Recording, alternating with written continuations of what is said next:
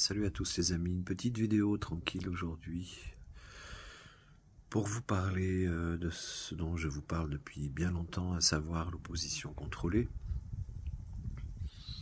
Moi personnellement j'ai arrêté toutes mes émissions parce que je pense que les gens ont besoin de repos d'esprit. On sait maintenant jusqu'où les méchants, les méchants veulent aller. Par contre je voulais dénoncer là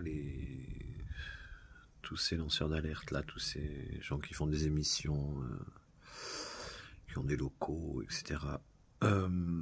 Ces gens-là ne travaillent pas pour nous, ces gens-là sont faits pour balancer des informations. 98% des cas, ce sont de véritables informations, qu'on connaît tous d'ailleurs, mais pas forcément grâce à eux.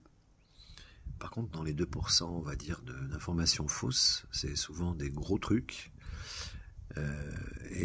La partie soi-disant adverse, à savoir les mainstream et compagnie, se servent de ça pour nous décrédibiliser et nous traiter de complotistes. Donc, méfiez-vous de toutes ces chaînes qui en fait vous font passer des heures devant votre écran. Pendant ce temps-là, vous faites rien pour les autres. Sinon, nourrir pour vous-même votre curiosité, vos questionnements. Mais là, on a compris, c'est pas la peine de... Ben voilà quoi. Ces gens-là ne travaillent pas pour nous. Ces gens-là sont là pour nous décrédibiliser, pour faire des grandes messes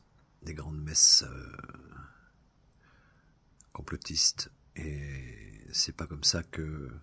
C'est pas de notre canapé qu'on va changer les choses. Voilà. Et puis, concernant une petite aparté, ce soir, on a notre petit serpent national qui va faire une allocution. Alors, est-ce qu'il va s'attaquer à l'épargne des Français? Moi, personnellement, j'ai pas d'épargne, donc j'en ai rien à cirer.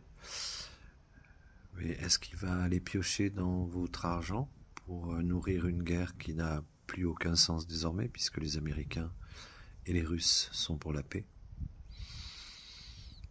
Est-ce que les Français vont se réveiller? Se sont-ils réveillés pour le masque? Non. Vont-ils se réveiller pour leur épargne qu'on va leur piller? Je ne crois pas. Je me pose des questions actuellement, quelle sera la limite pour que les peuples, il n'y a pas que la France, parce que ça va être partout pareil, pour que les peuples se réveillent face à cette dictature européenne en place par une présidente qu'on n'a pas élue, avec un passé quand même assez louche. Je vous encourage à aller chercher.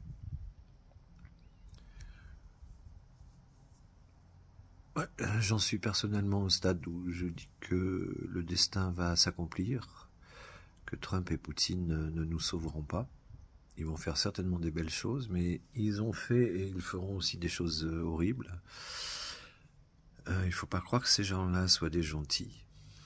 Je remercie mon ami Alexandre de pointer sa réflexion là-dessus, parce que c'est très important. Ce que nous dit Alexandre, je ne dis pas son nom pour pas l'embêter, mais il se reconnaîtra. Je répète que nous aurons que ce qu'on mérite, et si nous sommes un peuple de couards, de feignants et de trouillards, eh bien donnez votre argent pour aller tuer des innocents. Continuez à le faire. Un jour nous en paierons le prix. En attendant, personnellement, moi, je fais mes petits actes hors réseau. Et surtout, je vis. Parce que des gens joyeux, des gens en vie, des gens libres, ceux-là sont très très difficiles à gouverner. Bon, j'ose quand même croire que les Français vont dire non. On refuse de donner de l'argent pour un petit dictateur mis en place sous effet psychotrope et qui a sacrifié son peuple, et ceux avant lui ont sacrifié le Donbass. Ça, on n'en parle plus. Pendant 6-7 ans, les russophones du Donbass ont vécu dans des caves comme des rats, quoi. Et là, personne n'en parlait, évidemment.